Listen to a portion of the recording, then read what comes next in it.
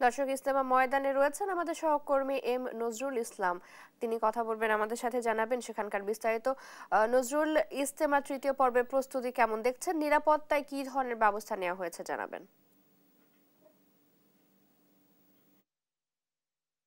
আপনি যেমনটা বলছিলেন, আপনি জানেন যে 58তম বিশ্ব ইজতেমার মানে আপনার তৃতীয় পর্বের প্রথম দিন কিন্তু আজকে যে বাদ মাগরিবের পর কিন্তু আনুষ্ঠানিকভাবে শুরু হবে। এই এই উপলক্ষে কিন্তু সকল ধরনের প্রস্তুতি কিন্তু রাখা হয়েছে। আপনি জানেন যে বিশাল এই বিশ্ব ইজতেমার এই ময়দানে টঙ্গী তুরাগ নদীর তীরে কয়েক স্তরের নিরাপত্তার একটি বলয় তৈরি করা হয়েছে। এর পাশাপাশি আমরা দেখতে পেরেছি যে সব জায়গায় কিন্তু আইন শৃঙ্খলা বাহিনী রয়েছেন এবং আজকে কিন্তু আপনি জানেন যে বাদ মাগরিবের বয়ানের মধ্য দিয়ে কিন্তু আনুষ্ঠানিকভাবে শুরু হতে যাচ্ছে বিশ্ব ইজতেমার তৃতীয় পর্বের প্রথম দিন।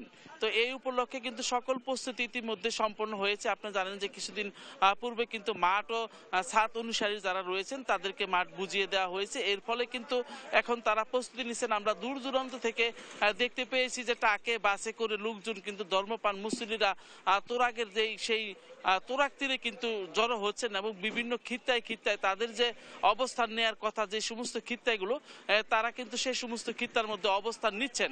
এর পাশাপাশি আমরা দেখতে পেয়েছি যে আইন শৃঙ্খলার একটি বাহিনীর যে মানে কঠোর নজরদারির মধ্যেই কিন্তু বিশ্ব ইজতেমার তৃতীয় পর্বের প্রথম দিন কিন্তু শুরু হতে যাচ্ছে।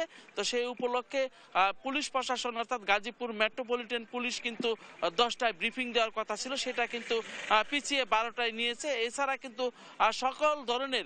সকল ধরনের প্রস্তুতি সম্পন্ন হয়েছে এবং এখন মানে অপেক্ষায় যে শুরুর অপেক্ষায় রয়েছে। এছাড়া সবকিছুই কিন্তু মুসল্লিরা কিন্তু সন্তুষ্টি প্রকাশ করেছেন। আয়োজনে কিন্তু মুসল্লিরা এখানে এসেছেন, যারা তাদের সাথে কথা বলেছে তারা কিন্তু সন্তুষ্টি প্রকাশ করেছেন। তো এই ছিল আমার কাছে ইজতেমা ময়দান থেকে সর্বশেষ। নজরুল, ধন্যবাদ আপনাকে।